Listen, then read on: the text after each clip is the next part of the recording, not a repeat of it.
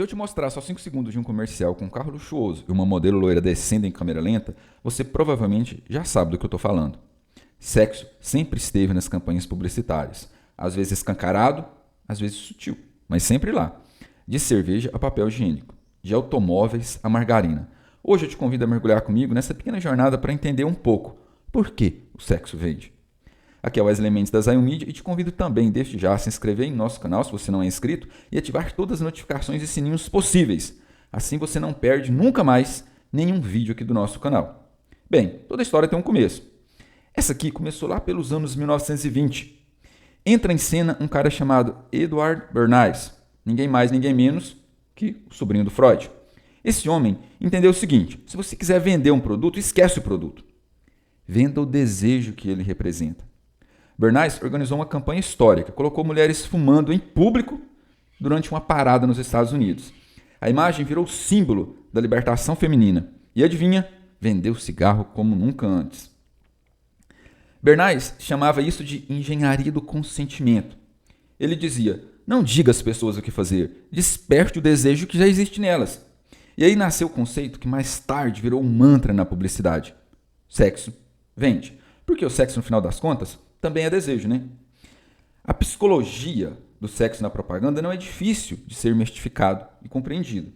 O cérebro humano é movido por estímulos. Todo mundo sabe disso. E sexo, claro, é um dos mais fortes. É um baita estímulo. Quando vemos uma imagem sensual, o cérebro ativa o sistema de recompensa, liberando dopamina, o mesmo hormônio associado ao prazer e à motivação. Isso aumenta a nossa atenção, deixa aquela imagem mais marcante e nos conecta emocionalmente e muitas vezes inconscientemente àquela mensagem. Vários estudos já foram publicados sobre isso e eu separei 2 aqui para mostrar para você que não é achismo. A Universidade de Illinois, em 2015, publicou um estudo em que concluíam que o estímulo sexual aumenta a nossa atenção em até 46%. Mas essa atenção só converte em venda se a mensagem tiver coerência com o produto. Já a American Physiological Association, num estudo similar, concluiu que o conteúdo sexual aumenta a lembrança da marca em 27%. Porém, quando o conteúdo é explícito demais, o foco muda. O foco vai para o estímulo e não para o produto. Ou seja, mostrar a pele, pessoal, chama atenção. Mas se você não tiver um propósito, o tiro sai pela culatra. A sensualidade bem trabalhada é como tempero. Faça essa analogia. Dá sabor, mas exagerada estraga o prato. E trago para você aqui alguns exemplos clássicos exatamente disso. Em especial, 4. Primeiro, a campanha do Marlboro Man, nos anos 60 e 90, que trazia a imagem daquele cowboy solitário, símbolo da masculinidade rústica. E é bom lembrar que a maioria dessas campanhas publicitárias, como homens são mais propícios a estímulos visuais, inegavelmente, em sua maioria, eram campanhas machistas. Elas tinham um cunho bem machista. Verdade seja dita. A campanha do Marlboro Man fazia um apelo sexual implícito, não explícito, porque é realmente o que funciona, e trazia virilidade como desejo. Aumentou as vendas em mais de 300% em pouco ano desde o início da campanha. Já Calvin Klein, nos anos 80 e 90, colocou cuecas e jeans em corpos esculturais, em poses provocantes. Campanhas com Brooke Shields e Mark Wahlberg viralizaram antes mesmo da internet ser o que é hoje. Não tinha rede social, não tinha Instagram, não tinha essas coisas que tem hoje. E a marca virou sinônimo de juventude sexy e irreverente. Outros 2 exemplos. Axe. Use Axe e vira um imã de mulheres, que unia humor, mais testosterona e, claro, algo que a publicidade adora: exagero. Conquistou jovens com campanhas irreverentes nos anos 2000. Se você foi adolescente, aliás, nos anos 2000, com certeza viu algum desses comerciais da Axe e pensou: é agora que a minha vida muda. Spoiler, não mudou. A Victoria's Secret tomou um ângulo diferente. Ela optou pela glamorização do corpo feminino com um apelo sexual refinado e conquistou geral. Os desfiles da marca, até hoje, são eventos globais. E determinado modelo ser considerado uma modelo, ser uma modelo da Victoria's Secret, é símbolo de glamorização total na carreira daquela modelo. Ou seja, são pegadas diferentes do mesmo ângulo, cada um utilizando um ângulo diferente. E por que funciona? O sexo é universal. Todo ser humano reage, mesmo que inconscientemente. Esteja esse ser humano no Brasil, nos Estados Unidos, na França, na Austrália, na Nova Zelândia, na Tailândia, no Vietnã, em Marte, em Vênus, na Lua. Não é só sobre nudez, é sobre sedução, atração, poder, vaidade, desejo, status. Tudo isso mexe com o emocional. E quando a gente se conecta emocionalmente com algo, bem, o bolso abre. Gatilhos psicológicos são muito fortes nessas campanhas que têm essa pegada, digamos, sexual. Desejo, status, beleza e prazer são aspirações universais. Identificação. Quem usa esse produto é mais desejado e admirado, muito utilizado em anúncios de automóveis. Transformação. Esse perfume é puro tesão em frasco. Escassez e exclusividade. O produto se torna único e especial. E aqui, eu não estou falando apenas de ofertas voltadas para o público 18+. Não. Se você observar toda essa apresentação, dá para usar isso aqui, pessoal, não só para vender, por exemplo, um acesso a um site de CAN. Não. Você usa isso aqui até mesmo para vender televisão, para vender copo, para vender pneu, para vender cabo elétrico. Fique mais atento nesses anúncios. As pessoas acham que o mundo dos anúncios adultos é um mundo completamente diferente, mas ignoram que elas mesmas estão tendo contato com esse mundo o tempo todo. O tempo todo. Não é nada de outro mundo. Nada de outro mundo. A gente é bombardeado por esses gatilhos psicológicos com uma conotação sexual o tempo todo. O tempo todo. Ou você acha que você já parou certamente aí na sua cidade no semáforo e veio aquelas pessoas fazer lançamento de imóveis, entregando aqueles flyers para você. Raramente, eu não vou dizer que nunca aconteceu, porque já me aconteceu. De vir um senhorzinho, às vezes o próprio corretor, distribui aquilo no semáforo para você.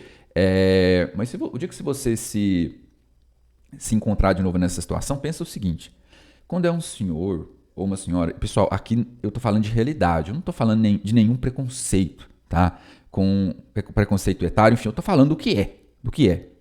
Hoje, a maioria das pessoas andam com os vidros fechados. Observa, faça uma estatística mental rápida. Quando você estiver no semáforo e vir alguém distribuir folhetos, seja de promoção de supermercado, seja do que for, observem quantas pessoas abaixam o vidro, independente se é homem ou se é mulher, quando a pessoa que está distribuindo aquele folheto é atraente. Só isso. Aí você pensa, isso não tem nada a ver com a história. Não, tem tudo a ver com a história. Edward Bernays manjou isso, ele pegou esse insight lá em 1920. Agora que você entendeu como o sexo foi introduzido na publicidade e por que ele ativa os nossos instintos mais primitivos, no próximo vídeo eu vou te mostrar o outro lado da moeda. Campanhas que exageraram. Algumas causaram escândalos, outras foram banidas, teve marca que levou multa pesada e rolou até um monte de processo judicial aí. Você vai ver que a linha, isso aqui é importante você entender também, você vai ver que a linha entre sensualidade e apelação é bem mais fina do que parece. No curso Mídia Adulta, eu sou bem claro ao falar para os alunos: olha, a gente vai anunciar, vai criar uma campanha que vai ser vinculada num grande portal adulto, ok? Mas faz o seguinte, não use imagens explícitas, faça insinuações. Elas funcionam muito melhor do que de repente você usar uma cena explícita. Não use cenas explícitas, você pode até ter um CTR alto no seu criativo, mas lembra do que eu falei lá no começo dessa apresentação. Se for explícito demais, não vai funcionar. O foco vai mudar e vai para o conteúdo e não para a mensagem, tá?